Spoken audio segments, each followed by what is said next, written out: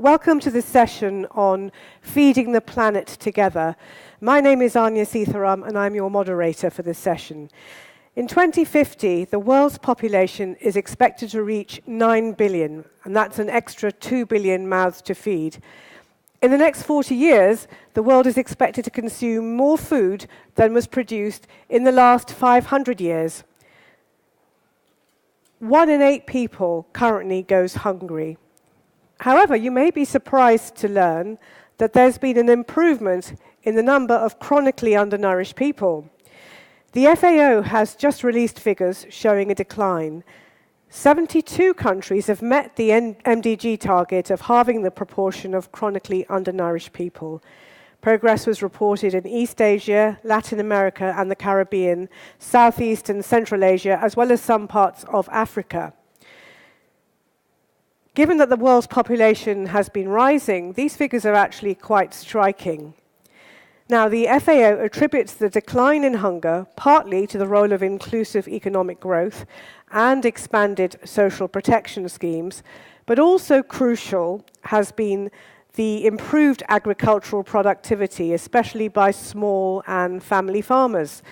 So in this session, we're going to discuss how we can ensure sufficient production of nutritious food, look at sustainable ways to do this, and discuss how agriculture can boost economic development. With me to debate this are Nuhun Coulibaly, who is representing the Minister of Agriculture from Côte d'Ivoire. We were meant to have Agnes Kalibata, who is the president of the Alliance of the Green Revolution in Africa. Sadly, her plane has been delayed, but we're very pleased to be joined by Barbara Noseworthy, who has also just got off a plane herself about an hour ago. She's from the World Food Programme, and she's the Assistant Executive Director. She has a lot of experience in agriculture as well. She used to advise the Nigeria's agriculture minister, and also she spent time working for AGRA. We have Patrick Caron at the very end. He's the Director General for Research and Strategy at the French Agriculture Research Centre for International Development. We're joined by John Clark, who's the Director for International Bilateral Relations from DG Agri, the EU, and Catherine Mloza-Banda from the Farm Radio Trust Malawi, who's sitting in the middle. She's here on the youth programme for European Development Days, and she's tipped as a future leader, so welcome all of you. Later on, we'll also be hearing from the European Commissioner for Agriculture, Phil Hogan, and hopefully lots of you in the audience. We're going to have a vote. We were going to use the mobile app, but we're going to now use old-fashioned technology, a show of hands later on. First of all, I'd like to ask Monsieur Coulibaly about the view from Côte d'Ivoire, which is the world's biggest exporter of cocoa and cashew nuts, and also a big exporter of coffee and cotton. So after years of political crisis, the economy is being rebuilt with agriculture at the forefront of this. How is the country going about rebuilding agriculture?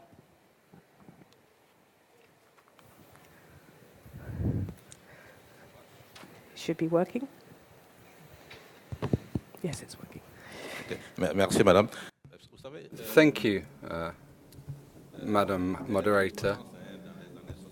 In the 1960s and ever since the independence of Côte d'Ivoire, we focused our economy and the agricultural base. Nowadays, there is a huge amount of investments which is going into agriculture, being both public and private investment. In the 1970s, we had around 2% of GDP, which was invested back into agriculture. So we suffered a reduction in investments in the area. state and certain sectors moved away from agriculture, and so there was a problem of governance because the private sector wasn't sufficiently prepared to take up the baton and move forward. So that was the first problem. And then there was the second problem in relating to governance, which was access to markets. The majority of our small-scale farmers are small-scale farmers. They don't have access to markets. They can produce, but they can't sell that produce.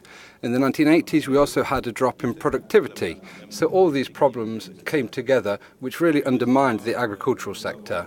Now, in recent times, we started to think about how we could relaunch the agricultural sector following the crisis, which further exacerbated all the problems I've just mentioned. The first thing we did was to say, okay, first things first, investment. We need to kickstart investments. We don't need to do it in the same way as in the past. It's not just earmarking budgets and then sending that to certain sectors. But we had set out a framework of investment. So this framework set out that all public, private or joint investments goes through these frameworks and are directed towards our priorities.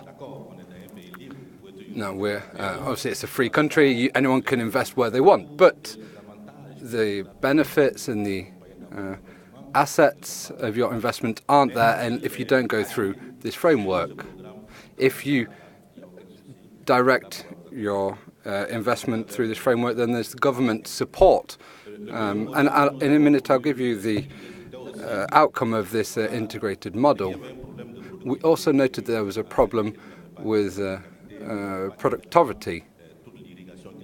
There was a lack of irrigation, and the soil quality wasn't good either. We tried to overcome all of the problems in a holistic manner. So we used a project management approach. We said that if we're going to give inputs or seeds to one particular farmer, then we need to start with focusing on the land first of all, and then looking at water resources and irrigation.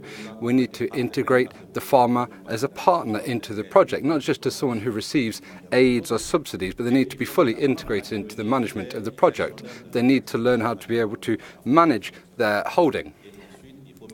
Now, following on from that, you need to ensure that there is the infrastructure so they can get the produce to market. So we took this project for an integrated project, and then we looked at it from a regional level and how we can do it in the different regions of the country. So we allocated projects depending on the region, and so that everyone, the wide population, can benefit. No, what we say now is that farmers become state partners. So you support, the farmer supports from an administrative manner. Now, the farmers, when they create the wealth, it allows the local population around your project, around your holding, to benefit as well.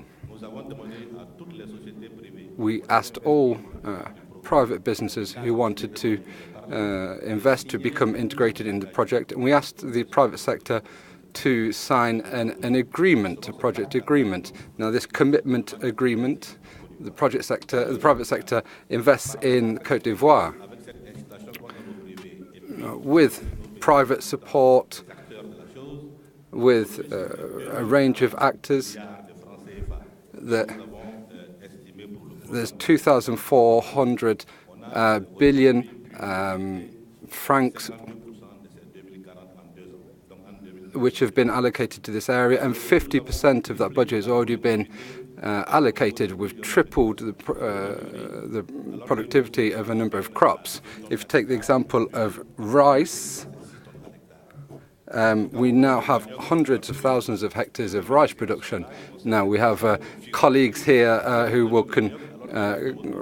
can also say that with cassava, We now have 20 tonnes per hectare rather than in the past we had 6 or 7 tonnes per hectare. And this is true for a range of different crops. Thank you. Interrupt you very briefly. You were talking about the private sector, which you say is extremely important and played a big role in freeing up and promoting growth. There has been a lot of criticism, though, about foreign private investors and the fact that land is going to them. Briefly, what kind of measures are you taking to protect small farmers? OK.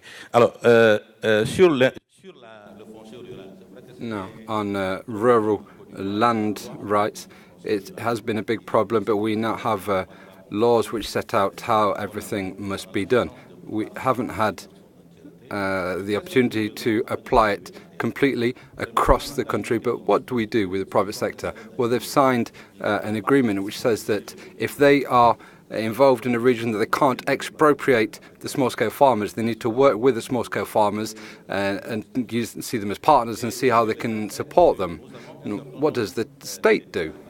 Well, the state has some land which belongs to the state or belong to state-owned enterprises which no longer exist. So there is land available. We said that if you have a project which fits inside our framework, our project framework, then we can allow you to set up in part of this land and support you in the project. Now, all the private projects which are set up in our country now, we've helped them deal with land issues. What we're doing now is that there's a range of issues, but if we set up a new project, whatever type of project, then before that happens, we have to look at all the land issues and make sure all the land issues are dealt with. And it's obviously done in accordance with all national law. That's what we do with private sector investments. Very much, Mr. Koulibaly. Well, I'd like to ask Barbara Noseworthy from the World Food Programme. The World Food Programme is very much about food assistance. How does this fit in with the idea of feeding the planet in terms of making small farmers self-sufficient and promoting agricultural growth? Is this on? All right. So the World Food Programme works right now in about 78 countries to make certain that 80 million people have access to food. And it can do that in a variety of ways. Our view is really getting the right intervention, whether that is food in itself, a staple crop or appropriate nutritious food, or a cash-based transfer so that the people affected can purchase the food in a nearby market. So we look at getting the right intervention to the right people, that being the most vulnerable that need it, in the right manner, whether that's delivery or through a cash-based transfer, and at the right time. So that's kind of the operating mode. When we look at that, we are working everywhere from Iraq, the Syrian refugee crisis, CAR, South Sudan, Mali, Burkina Faso, but also in China, Bangladesh, Nepal, all over, wherever there is a country that wants our assistance, because we really do start with that interaction with the country. When there's a country that wants our assistance, we will go in and work with them. I think one of the biggest issues is access to food. I mean, we can talk about production and post-harvest losses, but one of the biggest issues is actually having access to nutritious food. So what we have done in some ways is we've partnered with other organizations. When I was at AGRA, we worked on a relationship with the World Food Programme to work with smallholder farmers to increase their production of the appropriate foods that would have a market, and then through a program that we developed with the private sector through Howard Buffett and the Bill and Melinda Gates Foundation and others, we developed what's called Purchase for Progress, and that's a program where we worked with smallholder farmers to develop their markets, and then had the market that we would go in and purchase the food and then distribute it in a nearby area so that we weren't distorting the markets by bringing in food from another country that had a surplus. So that's one area that we work at. We also will work in places where there is a market, but you have refugees who don't have resources to provide them with a cash transfer. It's almost like a almost like a little card, a credit card, where they have it, the beneficiaries are registered, and they know that they can go in and purchase food. And because of the way it's set up, in some places where we have a point of sale, we know who's buying what and how they're working. So that's kind of the food delivery. What I would say is there's a couple of issues that must be addressed, and that's that we do know that women tend to get, in places where there's hunger, women and girls tend to eat less or second. So addressing issues of gender equality is really important, and that's something that we work toward. Also, the first 1,000 days are critical, and I saw this when I worked in Nigeria, particularly in the north, the stunting that takes place. And so if we can work with organizations like Scaling Up Nutrition and other organizations to really work on with pregnant women and those first 1,000 days, making children get the right start. Another area, and I'll be relatively brief, is that we work with middle-income countries, for example, Brazil, but in China and India, where when you think about 795 million people are hungry, half of those people are in G20 countries. So how do we address that, lifting, removing poverty from that, or hunger from that situation? And that's where we work with governments to help them create the right appropriate programs, build their capacity, so we're doing it less and advising more.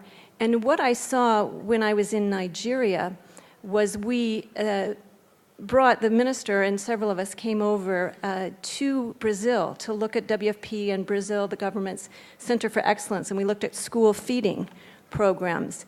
And the minister always said this really was a transformative experience for him, because he saw the ability to create a market where you're using locally produced food, feeding children, keeping them in school, and then also bringing in a nutritious component to it. So we saw that as if we could duplicate that in some place like Nigeria, you would have a huge impact on both educating about nutritious food and then also addressing some of the hunger. But would you agree that what you're saying is you're there in a crisis, helping in a crisis? In the end, is it not about good governance to create better nutrition? Well, I would say there's several things. When an earthquake happens, you need to be able to respond, as we did in Nepal. You need to be able to go in, working with the government to respond to that crisis. In some cases, it is deliver food. In some cases, it's help keep the markets going. Governance is always an issue. I also think that it's creating an environment that allows agriculture to thrive. To my colleague from Côte d'Ivoire's comments about creating almost an ecosystem where agriculture is, you're addressing it from this through a whole chain, starting with finance, soil, water, markets, education, extension services, through to good policies. So it's across the spectrum. Okay, thank you very much for that. Patrick Caron, who's sitting at the end there. You're from CIRAD, which is the French Agriculture Research Centre for International Development, and you're working with developing countries to tackle agricultural and food security issues. What innovations and research do you think are needed to create sustainable global food system which will benefit smallholder farmers? Well, thank you very much, and thanks to the Commission for putting agenda so high at the top of the political agenda. Thanks as well for organizing very exciting and inspiring moments. Je voudrais remercier les traducteurs aussi. I would also like to thank the interpreters. I'm going to switch into French. Thank you for allowing me to express linguistic diversity here. Now, we have here obviously a focus on Africa, especially when you look at who's here on the panel and also on the theme. And we have a focus on food security and agriculture. Now, food security is not just a question of production. There's numerous examples. There's many examples where focusing on production isn't enough. I think the vast majority of vulnerable populations in relation to food security are to be found in rural areas. Now, I had the honor of presiding the third World Scientific Conference on Climate Smart Agriculture, and this took place recently in Montpellier. And there was 800 people from all around the world, and we were saying that the link between mitigation, climate change adaptation, food security led to many, many issues. Nevertheless, there were many solutions or many avenues to explore. It's a link that needs to be looked at, and it could be beneficial for development as well. And we looked at it from a food security point of view as well. And at the time, the French Minister for Agriculture and the government spokesperson proposed within the COP21 negotiations around climate change. He said the 4,000 project, he said that if we can increase the carbon level of soils every year, then by over 1,000 parts, then we can overcome climate change problems. However, if we reduce the carbon stock in soils, then climate change will be further exacerbated. Now, it's not just a question of mitigation of climate change. We're trying to create the link between climate change and mitigation, adaptation, and agriculture. If we can increase the level of carbon in the soil, then we can increase fertility of soils, we can turn new soils over to agriculture and achieve food security. Now let's go back to Africa, and I'll play devil's advocate because time is short. We don't need a green revolution in Africa.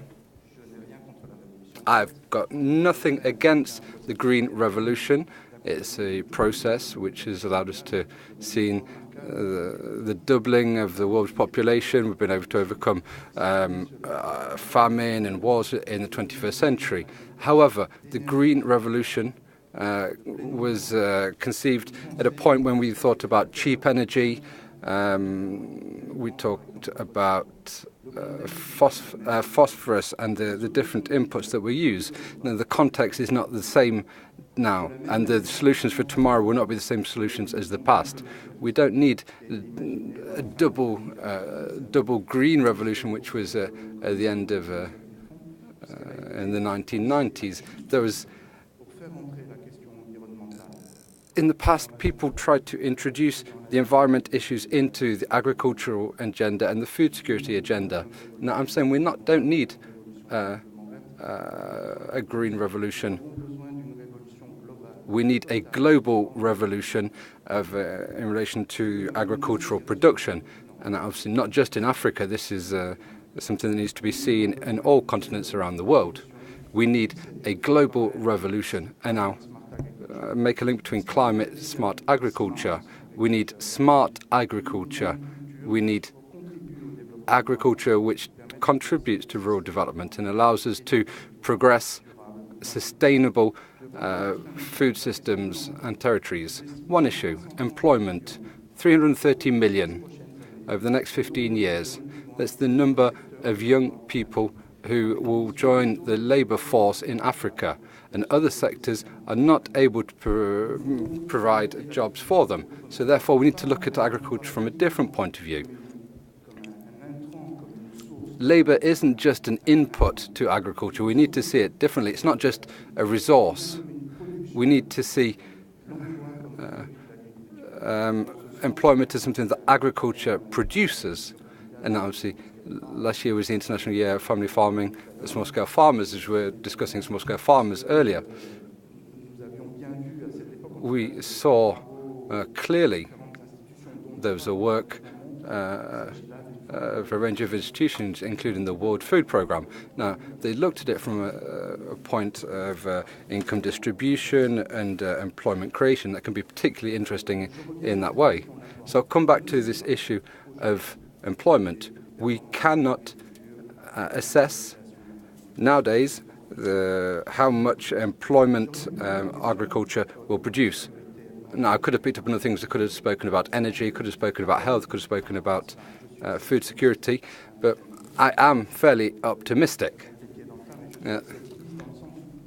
I'm optimistic because I see agriculture is increasingly important. It's being seen as one of the levers, one of the solutions to help us with the other sectors and to allow us to understand the stakes of sustainable development. Agriculture is no longer seen as the enemy, maybe still a little bit, but we are seeing a change of paradigm.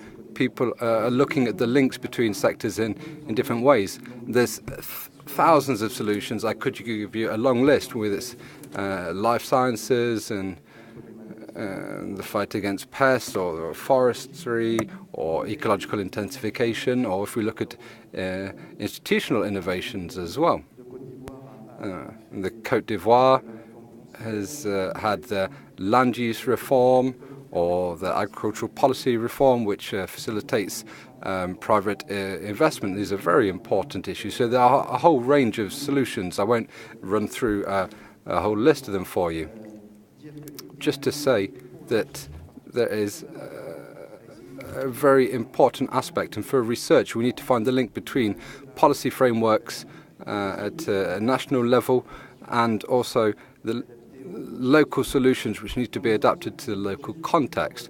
One of the projects which is supported by the European Union and which is also supported by the African Union is called Intense Africa. It's comparing the transformation of agriculture in different contexts, and it's a particularly interesting project. Thank you. Thank you very much, Patrick. Well, I'd like to turn now to John Clark, who's the Director of International Affairs of the European Commission, DG Agriculture. Well, the EU is the world's largest exporter and importer of agriculture and agri-food products. So what's the EU doing to promote sustainable agriculture and food security in developing countries? Thank you very much for that question. I would say we're trying to achieve that in three ways. Three ways in which we're trying to promote sustainable agricultural production in our developing country partners. The first is through development policy, the second area is through trade policy, and the third area is through the workings of the common agricultural policy, and I'll speak briefly on each of those three headings. On development policy, you've rightly said that we are a major player in this area. We're the world's largest development donor and partner. I think the quality of our development cooperation is generally recognized and appreciated.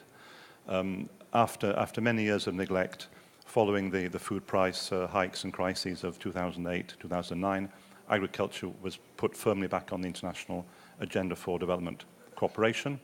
We certainly have supported that completely. And more importantly, most of our developing country partners have really prioritized sustainable agricultural productivity in their long-term development strategies. So we are working with those partners in our current development cooperation strategies. And that covers a very holistic range of measures and programs to improve sustainable production in developing countries.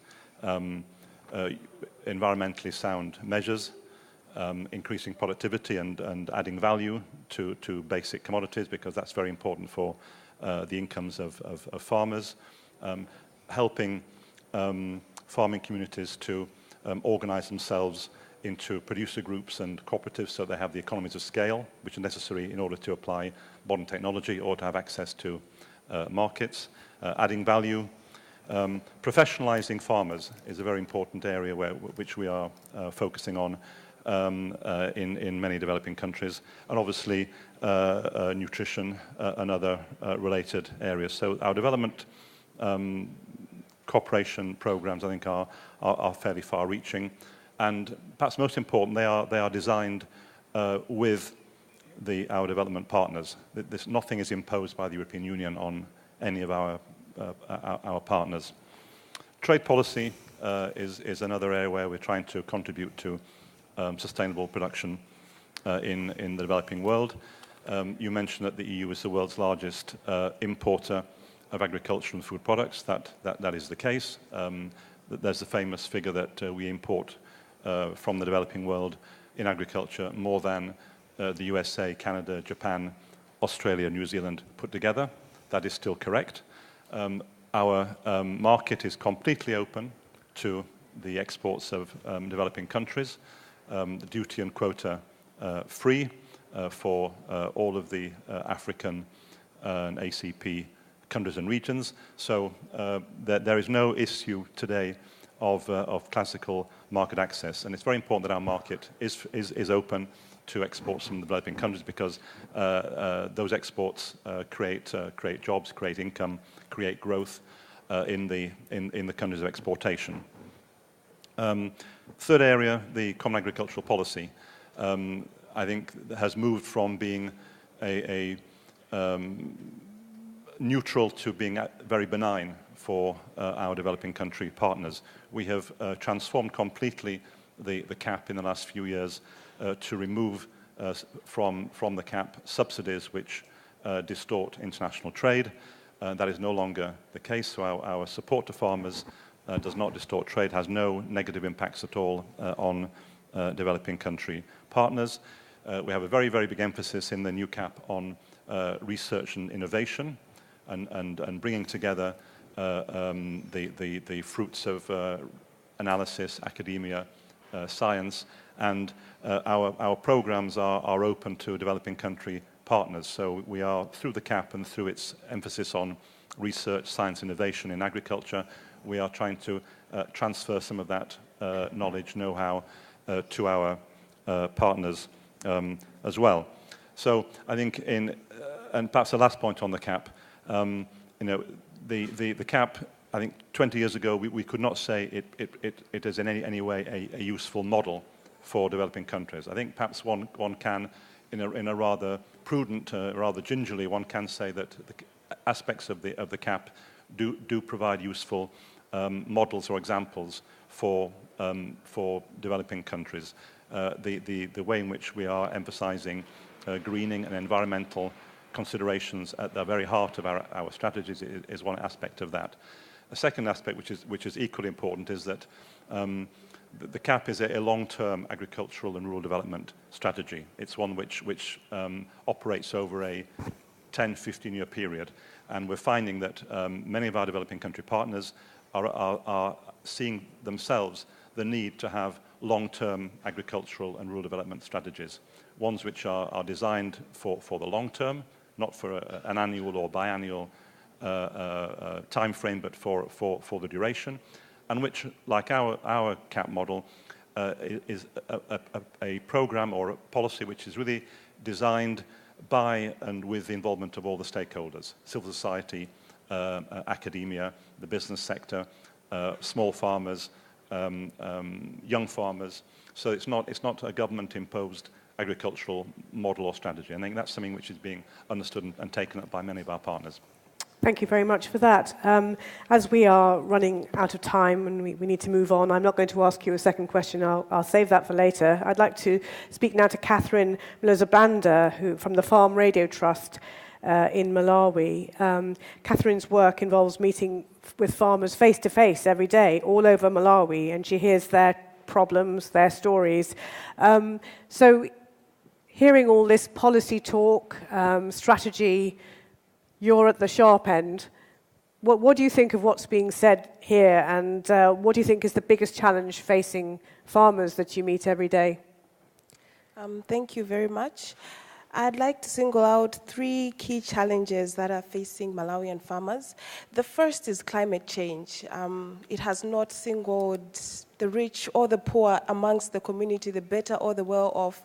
Looking at a country that is highly dependent on red-fed agriculture, a single delay in rain has seemed to be causing a lot of havoc in as far as the agricultural yield is concerned. One of the key examples is this year we had a 27% decline in yield because of a flash flood that came out of I would say nowhere, because the weather forecast that we had said would actually have a good season. Now, this renders the farmers helpless per se. Another thing is limited access to inputs. I would like to focus specifically on seed and information. You'd find that in the light of a changing climate, we can no longer depend on the current seed, local seed that farmers use, but we need more improved varieties, more drought-tolerant varieties, and that basically is lacking. We have research that is able to provide that, but then to be able to scale it up and make it accessible to the whole smallholder community is quite of a challenge. And in line with that information, you'd find that because of climate change, we have issues of nutrition. A farmer today is not just someone who tills the land. He is a human being with a family that needs to be nutrition secure, with children that need to go to school, with perhaps other activities that also need to be attended to. Now, to be able to provide all this information in a holistic manner is such a tall order for the current extension systems. We need to innovatively provide information, provide extension services that could be able to help our farmers, not just to develop their agricultural endeavors, but then it could also end up improving their livelihoods. The third and last point is the issue of limited access to markets. That's a big, big issue, largely because the issue of having organized markets in Malawi and in sub-Saharan Africa is still not at the place it's supposed to be. Now, you have a farmer who has made sure they put a lot of effort in producing the crop, and they have the bags in their house, and then they're thinking, where do I sell this? You have vendors who would come and basically buy them at the lowest prices ever, only to get it for a profit. Now, the major challenge is how do we empower farmers to be able to participate in markets and actually gain profits for their produce? Thank you. That's very interesting. And what about young people who live on the land? More of them are going to cities and towns. How do you make them stay? For me, the first thing would be ask why. Why do they go to the urban areas? Why do they move from the rural areas? It's an issue of opportunities. What they're looking for, basically, it's opportunities for personal growth, opportunities for economic growth. Agriculture is largely seen as something that is practiced in the rural areas, and the rural areas are areas that are seen to be backward, primitive, with no prospect of growth. As you're growing up, you're in the rural area, you dream of someday going to town and seeing big buildings and the like. But then, at the basis, or basically, I believe we need to create opportunities that will allow young people to still be creative within their rural localities. One way we could be able to do that is to allow young people to not just participate in tilling the land. That's what our parents have always been doing. We wake up early in the morning at 5, go to the field. You work all day. You do your school, you come back. They want something that's creative, something that appeals to them. And I believe higher functions of the value chain, like processing, like storage, like technology development, is something that young people can be able to do within their rural localities. The other thing that I think would be able to help young people to still be attracted to the rural areas is the issue of projects. We have a lot of development projects in Africa now. I think you would all agree with me. You have Organization A coming, Organization B, you have Organization C. Sometimes they work on the same theme, sometimes on different themes. But then, mostly, they sometimes come with their own staff or look for community veterans to work with. Statistics say that young people are more open to new things and to new technologies as compared to old people. Why don't we use these young people as community development facilitators or innovation disseminators to be able to provide some form of employment for these young people to push the agenda of agriculture? You would agree with me that agriculture is becoming more knowledge intensive, and it needs constant adaptation and responsiveness. basically you would expect one thing and then the weather does something else. You need someone who could be able to provide farmers with information or with guidance on how they could react to that as soon as possible. I believe young people would be very instrumental in that. The third and last point I would like to point out is to change the face of agriculture, to help to deal with the mindset. Agriculture largely in Africa today is an option. It's in the primary school curriculum, in the secondary school curriculum, it's something you can or cannot take. Now, it's ironic because agriculture is actually the economic engine for most African countries. Now, if you can decide whether you do not want to do agriculture, it sometimes contradicts because you can decide not to do it, you don't even need to know it.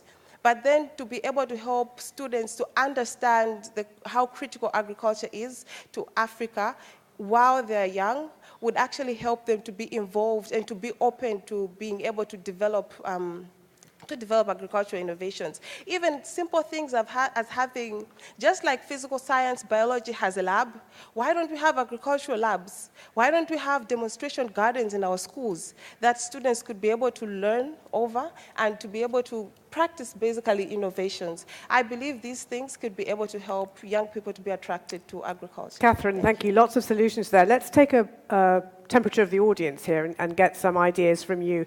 The theme of this debate is about feeding the planet. So let's have a debate now. We're not going to use our mobile apps if that's what you were thinking we were going to do. We're going to just do a show of hands, and I'm going to give you a list of options, and I'm going to have to somehow gauge which one you approve of. There's only going to be, you can vote for one category here. So what is the best way to feed the planet? I'm going to read them all out, and then you can put your hand up for which one you want to vote for. So what's the best way to feed the planet? Increase food production and productivity to meet the demographic growth and rising food demand. Address climate change and focus on sustainable management of natural resources, that's water, land, air, biodiversity, etc. Reduce food loss and waste. Or D, ensure social justice and increase farmers' bargaining power. So put your hands up if you think the best way to feed the planet is increasing food production and productivity to meet the growth and rising food demand.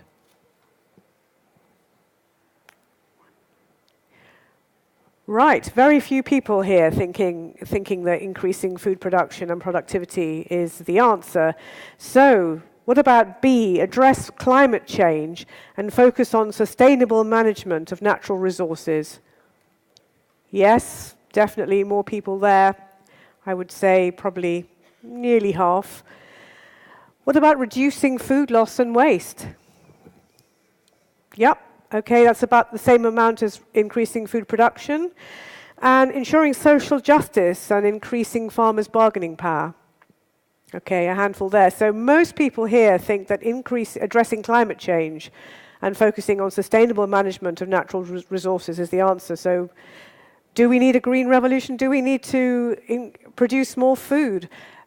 Before coming to the panel on that, I would just like to get a few views from the audience. Anyone who voted in favour of the addressing climate change and wants to make a very brief point, put your hand up and we can hear from you. Does anyone want to tell us why they voted in that way? Yes, a lady sitting there, 3 rows back, put her hand up. Just let's hear from you very quickly. Just one sentence, please. Renate Hahn, European Commission. I've never worked on agriculture, but I've listened to a couple of, let's say, panel discussions like this. It's more a question I want to shoot back to the panel, because I wonder how far we need to include agroforestry in our thinking, because probably planting trees within the fields to hold water, to have grass for animals within, for instance, cash crop fields, is probably quicker done than developing new, let's say, GMO or other seeds that are adapted to the needs. This is something that we can do today, and at the same time, this should normally be very beneficial to tackling climate change. Right, just behind you, there's a lady with her hand up. Yes, I'm Kelly Farida and I'm a student. I chose the second, I can't remember the whole phrase, but I only wanted to say that the lack of information on climate and management resources is really a problem, especially in Africa, because when a farmer wakes up in the morning, he does things according to what he knows. And we know that climate can be always predictable, and he should be taught how to manage his resources in order to face times where what he knows isn't the reality. Thank you very much. Well, let's hear very briefly from the panel, because we are expecting the Commissioner to give a speech fairly soon. First of all, obviously, I'd like to turn to John Clark there. We don't need to increase food production. We need to think about preventing climate change, and there we are, plant more trees, not necessarily plough more fields.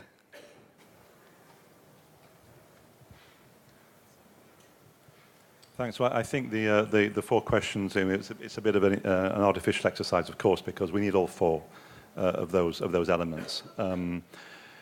It's arguable if we need to have greater volumes of agricultural production, but we certainly need to have more productivity, and we certainly need to have sustainable production, which will allow that productivity to take place without damaging the climate. Food loss and food waste, up to 30% of the food produced around the world is wasted at some point in its life. That is essential to tackle in the years ahead, and the European Commission is looking at that very seriously, and Mr. Hogan will be talking about that later. And then the fourth point, governance. Of course, one cannot have a successful, sustainable agricultural policy which is fair, which is equitable, which helps smallholders, women, small farmers, which is pro-environment without good governance. And I come back to the point I made earlier that it's vital for all of us to have long-term agricultural and rural development strategies with underpinned by good governance. Without that, none of the other benefits can flow. Right, I've got a second question I want to put to the panel before we go back, not to the panel, sorry, to the audience about moving forward on this and feeding the planet. Put your hands up if you think agriculture based on inputs and mechanization is essential for developing countries. Those who think that agriculture based on inputs, that's more fertilizer, etc., and mechanization is essential for developing countries, put your hands up if you think that's the way to feed the planet. And those of you who think it is not the way to feed the planet, put your hands up. Okay, just a few more, and quite a few undecided there. I'd like to ask Nuhun Koulibaly there, what's your reaction to what you've heard from the audience, the fact that they don't believe in increased food production and also seem to be not absolutely sure about increased mechanization? Merci. Je pense que la question concernant le changement climatique, en réalité, I think the question on climate change is intimately linked to the question on increased productivity. In our African countries, if you cannot produce and feed your populations, if the governments cannot import enough food to feed their populations, then the issue of climate change doesn't even arise. You have a basic issue which you haven't settled, and you have to settle that first. But that matter cannot be settled if you do not take account of the climate change issue. What is harsh for our farmers with regard to climate change is they no longer know when they should plant. They no longer know when they should, how they should stock, and they don't know when to plant. to avoid climatic impact. So we need to look at the two together. Somebody was talking about biodiversity. Well, nowadays, there are a number of models. If you've got a big field,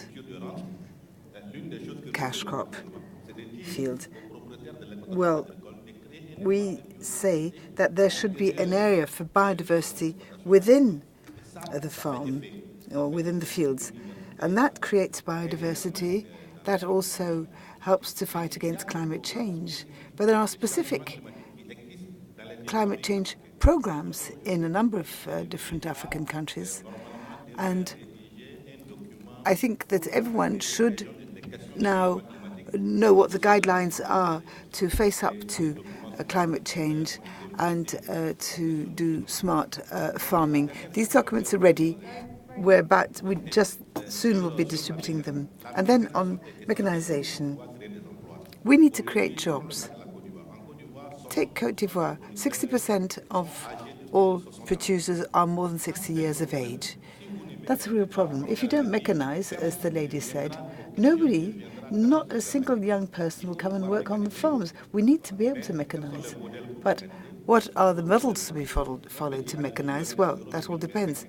Because a very small scale farmer cannot buy a tractor or other bits of machinery. People need to be part of formal groups and they need to get support through leasing systems supported by the state, for example, or through other means. But they need to be able to own agricultural machinery collectively. So mechanization is absolutely essential and would attract young people to farming. Glad to see that the Commissioner is here, so I'd like to invite the Commissioner to come and speak to us now, because I know you have a very short amount of time. So could Phil Hogan please come up and address us? Thank you very much.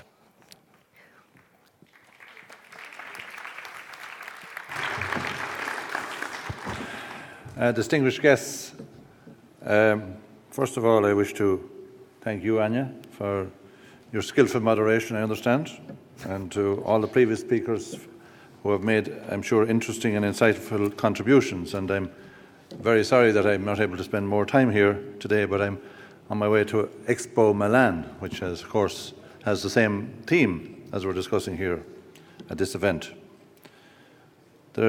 Today I wish to deliver two main messages, which I believe are of direct interest to the discussions that are taking place here at the European Development Days. The first message is that EU policies have a real role to play in improving global food security and feeding the planet in a sustainable way. And the second message is that the European Commission is ready and willing to play its part, using existing instruments and shaping new instruments where appropriate to meet this challenge head-on. We're all very familiar, of course, with the backdrop to this discussion, where you have 795 million people suffering from chronic hunger, global population growth continuing rapidly. The world will have to produce 60% more food by 2050, according to various estimates. And we know that agriculture is crucial for reducing poverty and eradicating hunger. 75% of the world's very poor are dependent on agriculture for their livelihood.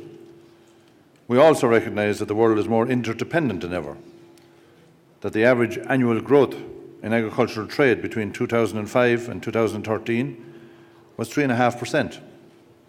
So the challenge, therefore, in a world of rapid population growth and increasing climate awareness is how do you produce more using less? And I believe we also broadly agree on what the sustainable agriculture of the 21st century should look like. Production must intensify, but only within defined natural and environmental constraints. Food loss and waste must be urgently reduced. Water conservation must be urgently improved. And improved research, innovation and collaboration will be the key ways to unlocking a variety of challenges.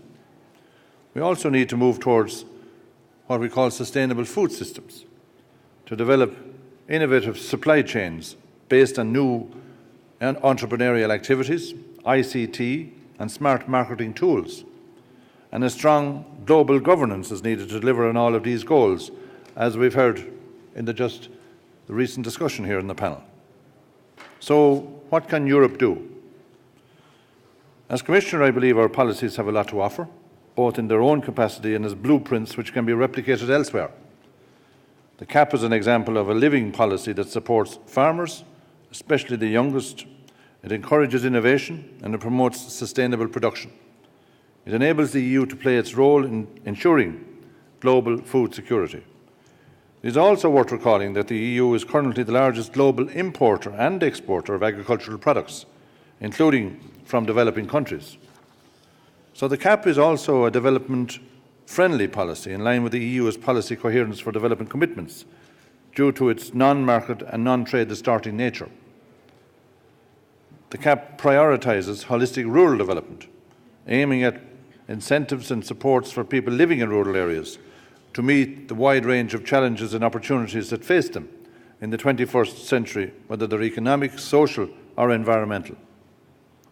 Meanwhile, beyond our boundaries, the agricultural sector in the EU has an important role to play in sharing innovations, in good farming techniques and sustainable practices with other regions of the world.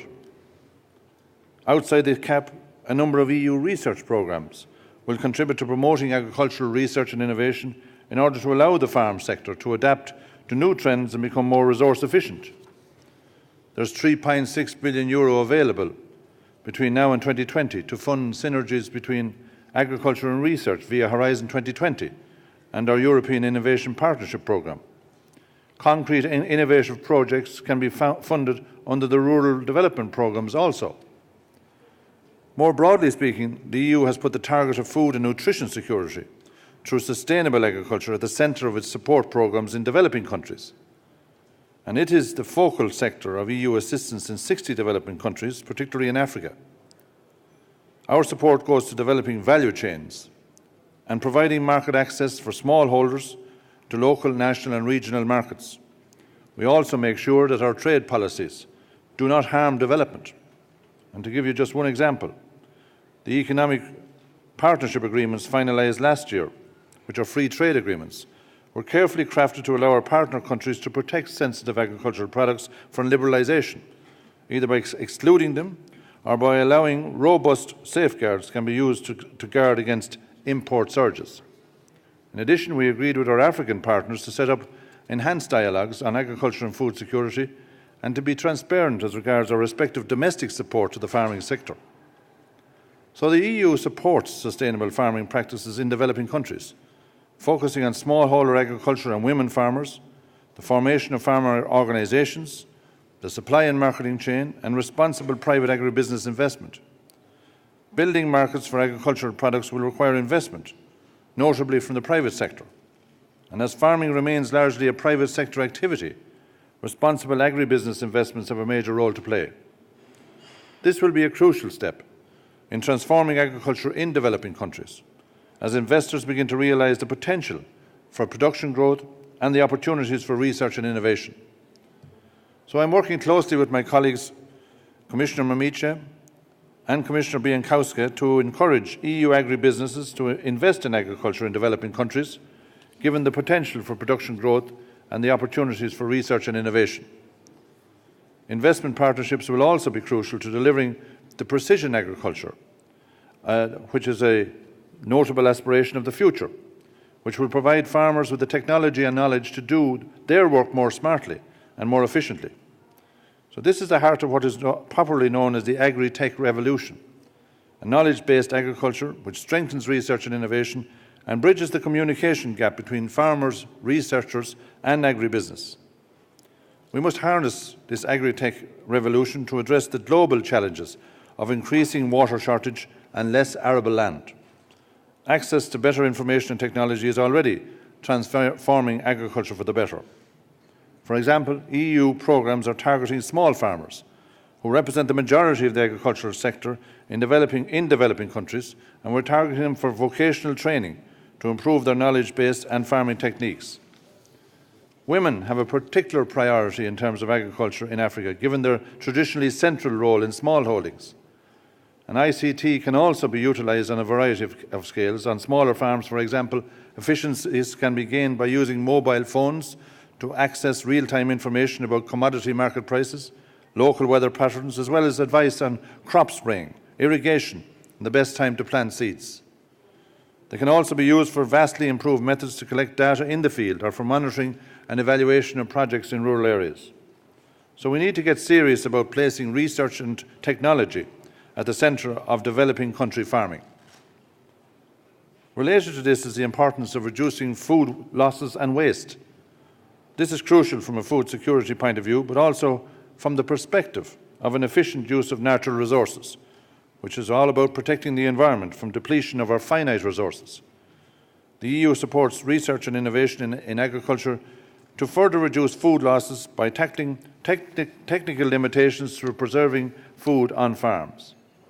Through the increased CAP support for collective investments and for producer organisations, farmers are incentivised to work together to overcome technical barriers and share best practice.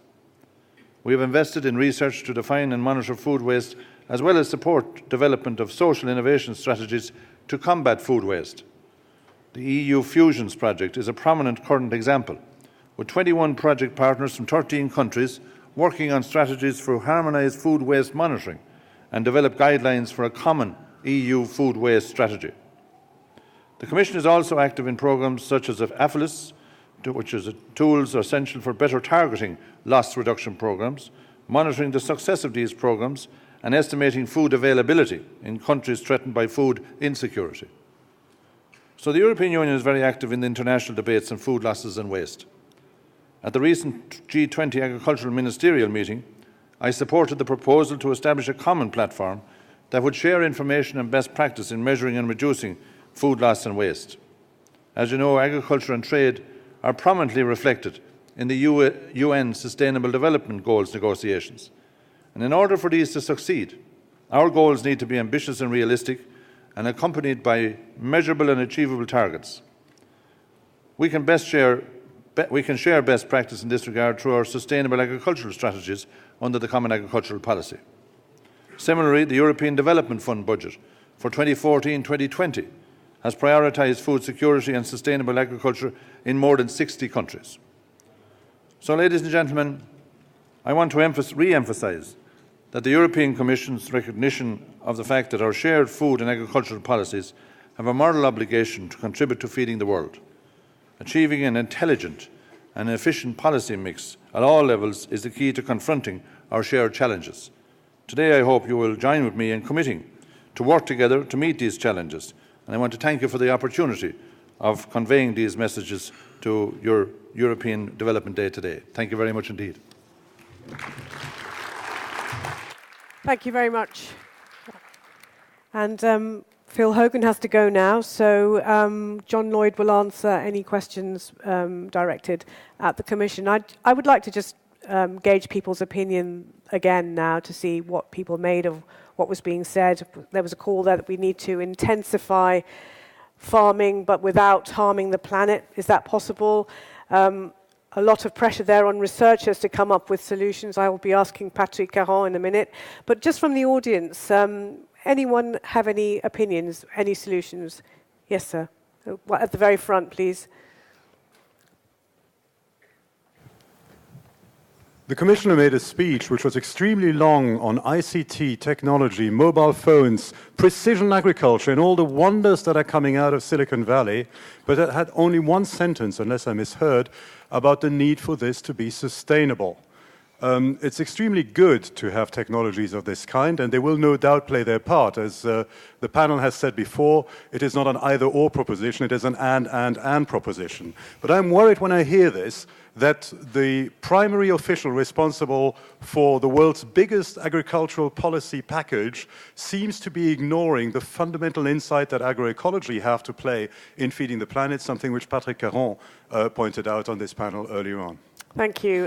There's a gentleman at about 4 rows back. Yes, sir, put your hand up again.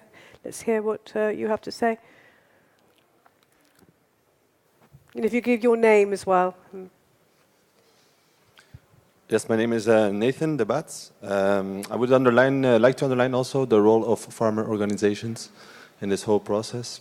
I think it's very important that we keep working on strengthening those organizations and also see their important role in what is democracy, what is inclusion, women, gender.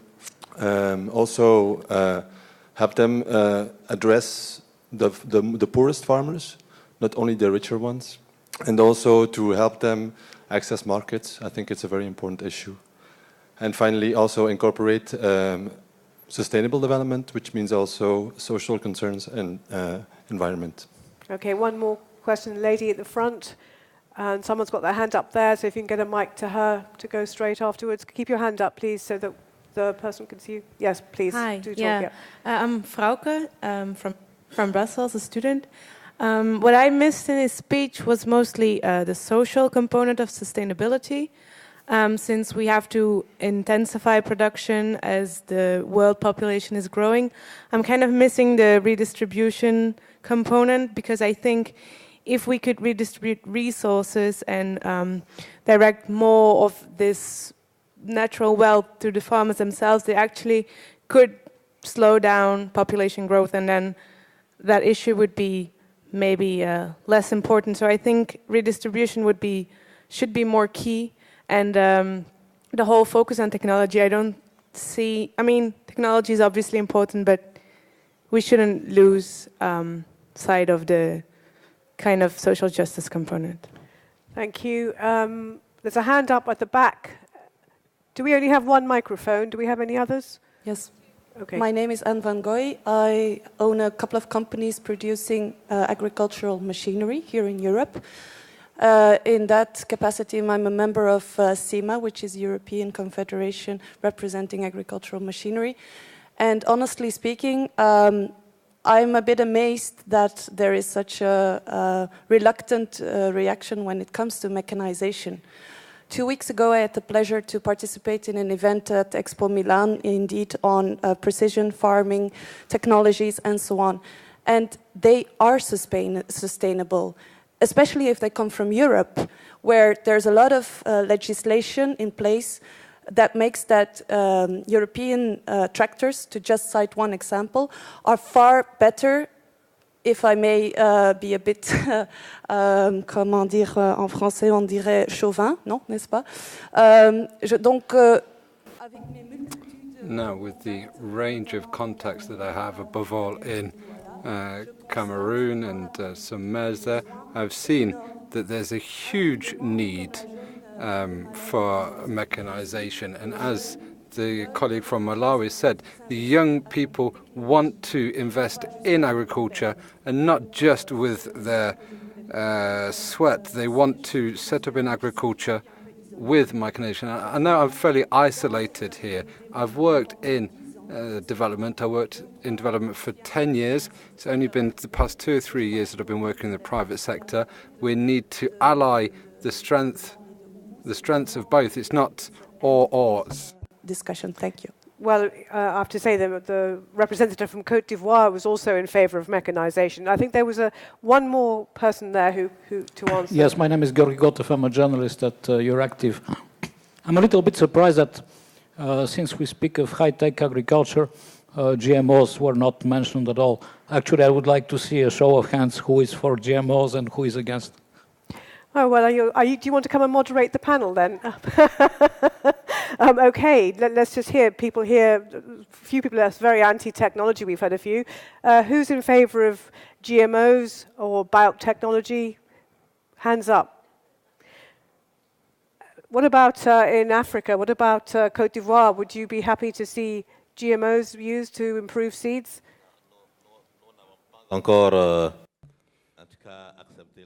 For the time being, we haven't accepted GMOs. To improve? The debate is still ongoing, but we have a largely negative attitude towards it. Okay, thank you. So there's your answer there. I hope you've got your story. Just to say that let's pick up on what's been said in the audience here. We heard a bit of people saying too much skew on technology, one size fits all. Why are we doing it this way? We should focus much more on sustainability and practices that we can do now. Patrick Caron, what do you make of that? Oui, Merci. Thank you. No, before I came, I thought I could guess what people might think, and following the debate, I'm not sure of it. When I spoke about smart agriculture, I think we need to think about smartphones, and that's the parallel that needs to be drawn. You know, this afternoon,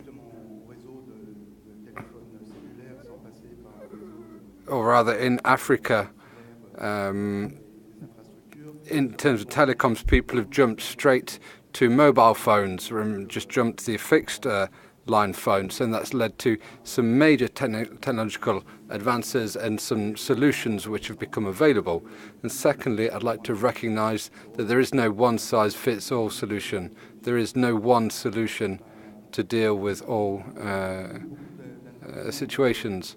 A lot of those who have taken the floor have said that people have expectations from research. Obviously, I represent a research organization. I think there's 5 major challenges. Firstly, is to overcome uncertainty. Second, research is often judged about the products that it has. It's also looking forward and trying to deal with the issues that we will be faced with in 10 years' time. I'm fully committed to research and research for current problems. We also need to look forward. Secondly, overcoming the complexity of situations. How can we assess the performance of agriculture when you have all of the different topics which you have to take into account? The third challenge for research is to simplify. We need impacts. We need to look at the different categories of actors that we're providing for, as my colleague from Malawi mentioned. Maybe we need an attitude which isn't too prescriptive. Perhaps in years gone by, research has been slightly prescriptive. Now, the fourth major challenge, I've referred to it briefly, that there's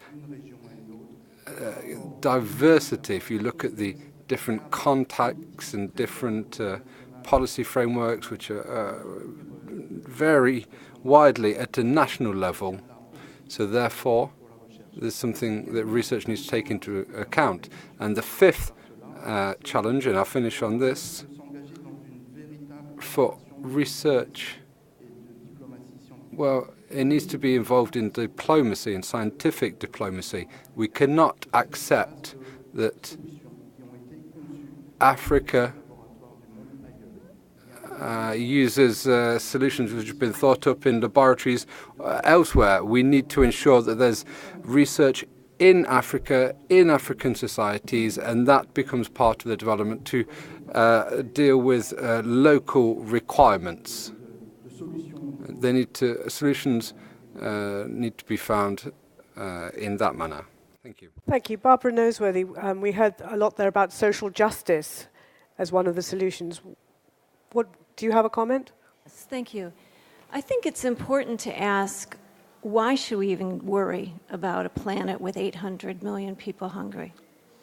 Why even have this debate?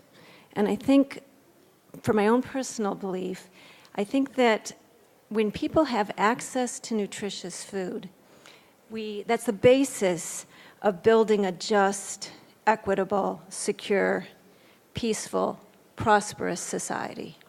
When they don't have that access, they do desperate things. Sometimes we call it negative coping skills.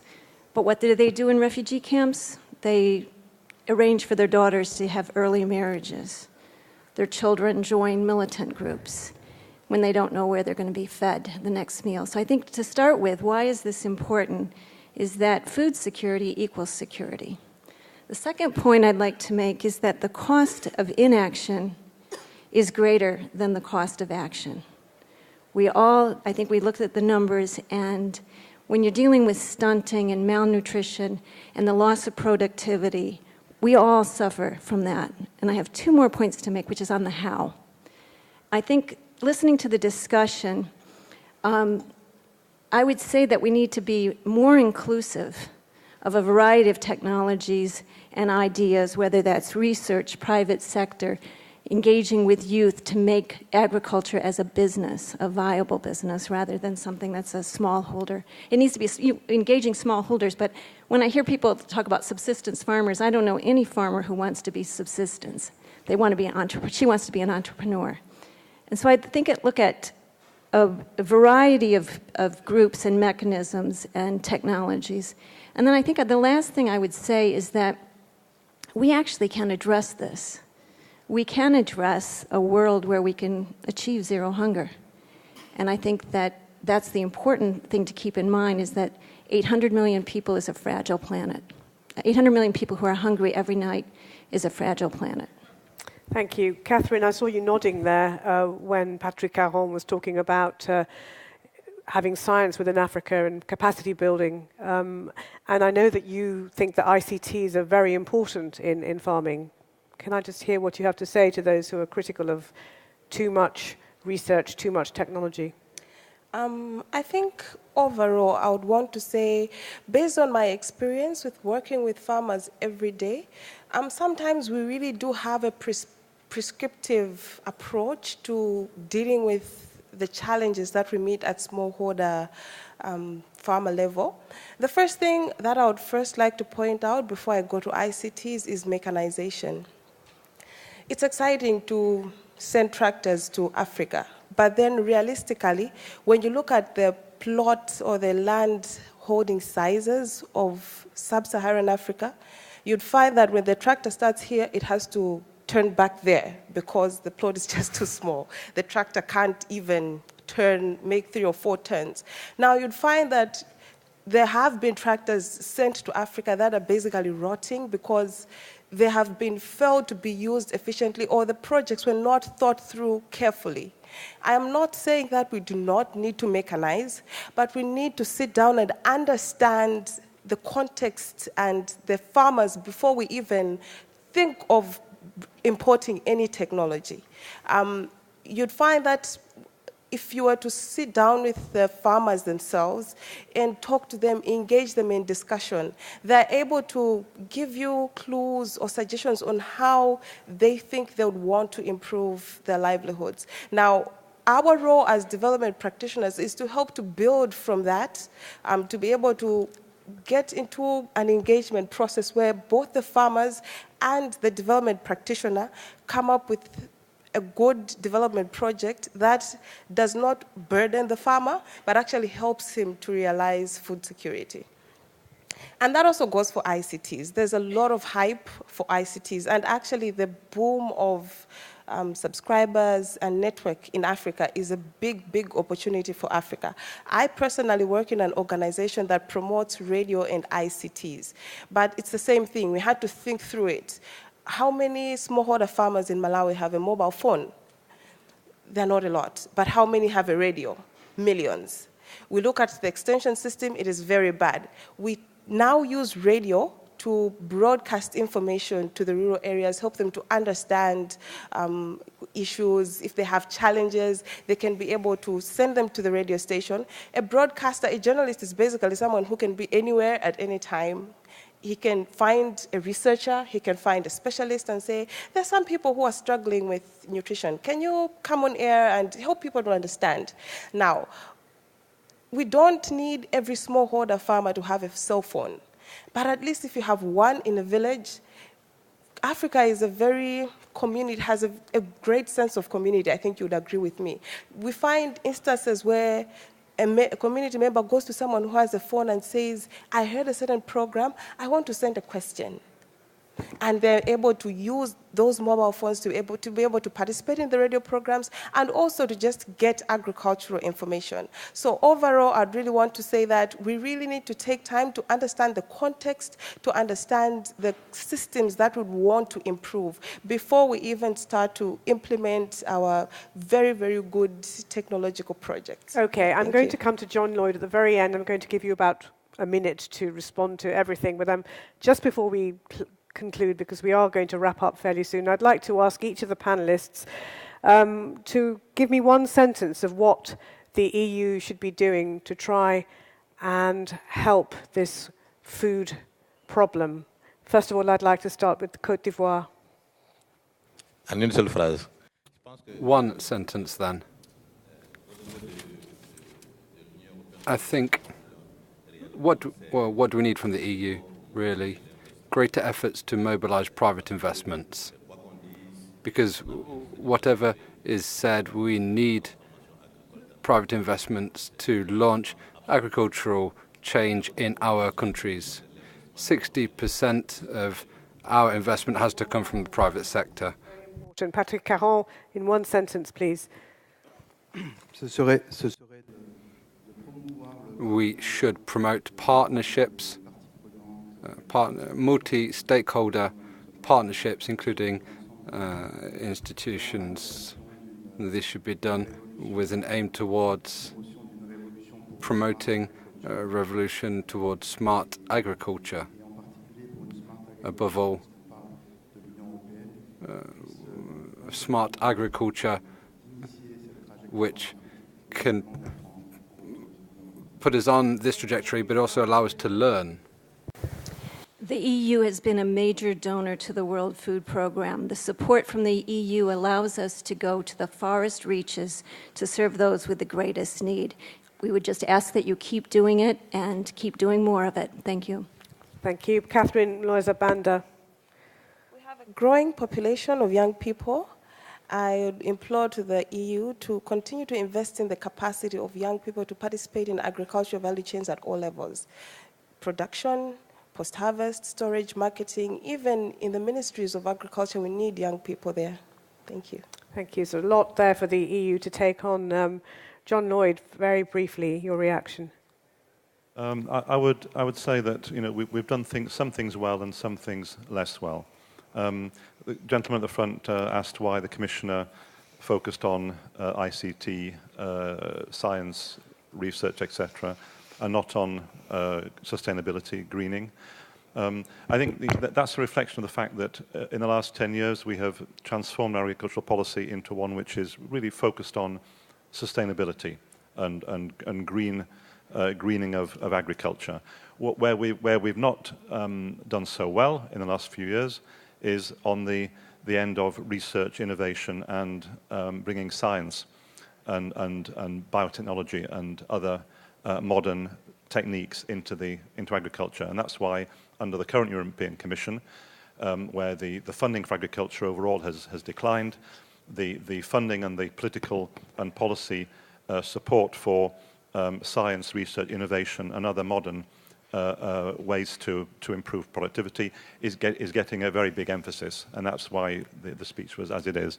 I agree with the other panelists that we need to do more there, and in a very participatory way. We also need to do more in terms of encouraging private sector agri-food investment in developing countries. We've got a reasonably good trade policy in agriculture between the EU and the rest of the world.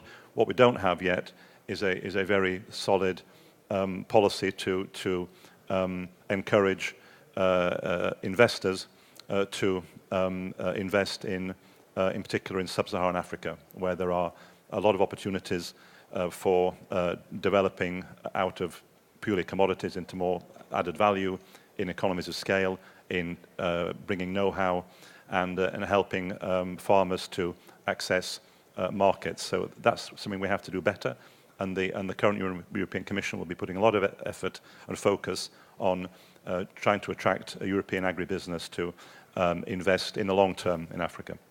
Thank you very much. Well, we have to draw to a close now. As the format of the panel, I've now got to sum it up so that European Development Days has a record of what was said. I'm not going to say the whole thing because we've heard a very neat summing up here.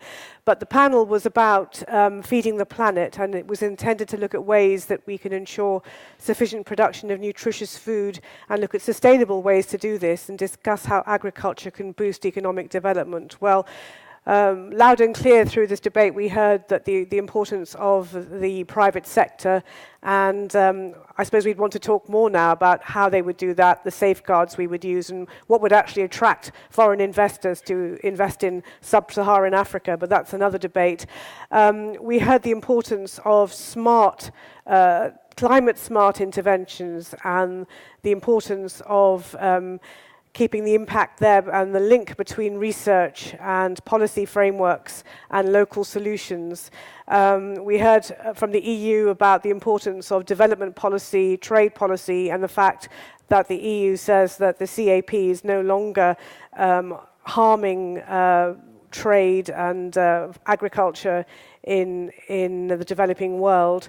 And we also heard a call there for more ICTs, more technology, and thoughtful mechanization, not just mechanization. And of course, we had from everyone here in the audience a resounding vote against GMOs. Thank you very much, everybody, for coming.